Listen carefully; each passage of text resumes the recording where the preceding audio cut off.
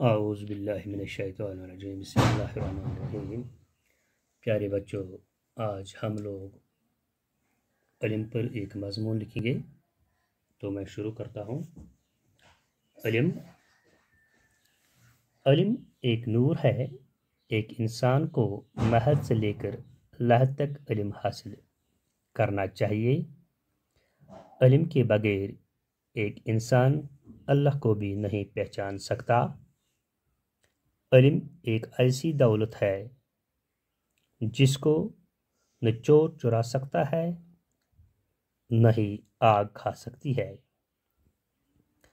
علم خرچ کرنے پر کم نہیں ہو سکتی، بلکہ زیادہ ہی بڑھ جاتی ہے۔ علم انسان کو ہر ایک کام میں مدد کر سکتی ہے، مشکل سے مشکل کام آسان بنا سکتی ہے۔ علم کے بغیر ایک انسان کو جاہل، ناداں مانا جاتا ہے۔ علم ایک ایسا آب رواں ہے جو حاصل کرنا چاہتا ہے سیراب کر کے آگے بڑھ جاتا ہے۔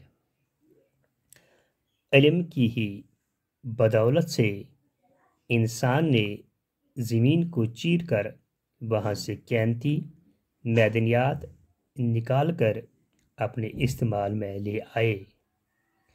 اسی طرح سے آسمانوں کو پھاڑ کر وہاں کی سیر کی۔ اسلام میں علم حاصل کرنا ہر ایک مسلمان مرد و عورت پر فرض ہے۔ علم حاصل کرنے کے لیے اگر انسان کو دور دراز ملکوں کا سفر بھی کرنا پڑے تو علم حاصل کرنے کے لیے یہ سفر لازمی قرار دیا گیا ہے۔ وما علینا الا البلاغ المبین۔